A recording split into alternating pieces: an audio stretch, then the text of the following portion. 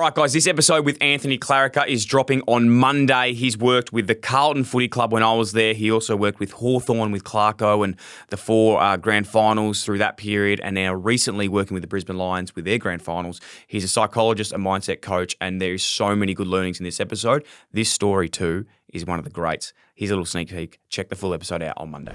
So what happened? This is back when Hawthorn and Melbourne were proposed to merge together? Yep. Yeah. And why was that proposed? Was it just like lack of fan base or financial troubles, or it was a combination of both. Yeah. If you look back, and it was Hawthorn was struggling financially. Melbourne was not as financially struggling, but their performance wasn't great. Hawthorn had a backdrop of some strong performances in the 80s with their teams, but in 95, Hawthorn had finished pretty much towards the bottom of the ladder. I think we might have been second last. It's fascinating to think after that whole Dermot Brereton and Jason Dunstall era that they were then considering not being a club. It's incredible. That's right. Yeah, that's right. Yeah, 96 after that era. Yeah, incredible. But it was mooted, and it was potentially highly likely and probable, and I can reflect on the votes that occurred, because there was a big vote that occurred, and it was pretty close. It's incredible. People forget how close it was to Hawthorn and Melbourne merging. What would they have been called? Was that even proposed? Yeah, it was. Yeah, if you look it up, you can even see the logo. Yeah, really. What was it designed? What, were they going to be Melbourne or Hawthorn? Oh, I think it was I can't remember exactly, to be honest. Look it up mate. on, see if you can find it. Have to look. Anyway, so there was a lot of talk about it started, building in the middle of the season. It was incredible. So that was a backdrop hanging over the heads of the Hawks boys.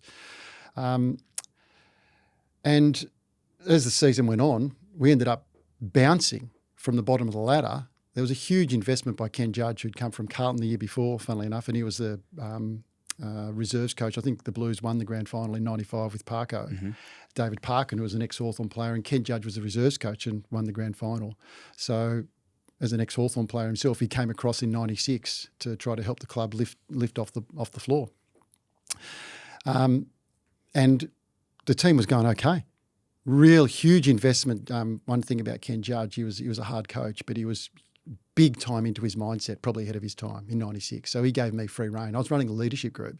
Jason Dunstall, Shane Crawford, Paul Salmon, John Platten, meeting with them every week. And Judge even used to say, I'm not coming in, you just run it. Whatever you need to work on, you work on.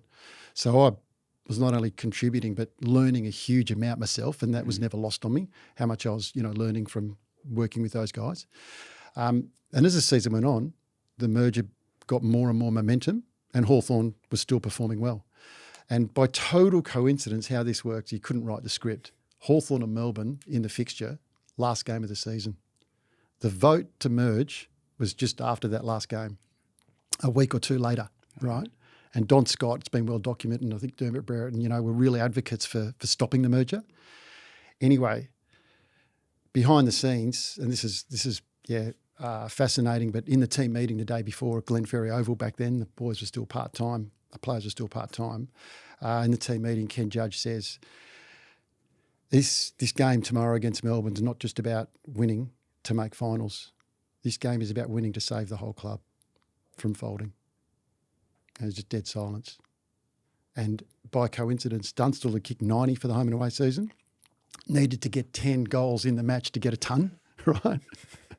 And Clarko was playing for Melbourne. And I was on the bench for the Hawks, right? Working with the boys on the bench, right? Yeah. So the game unfolds. It was a brutal game, and everyone, all the players felt their contribution to winning was not just to make finals, it was to stop the merger.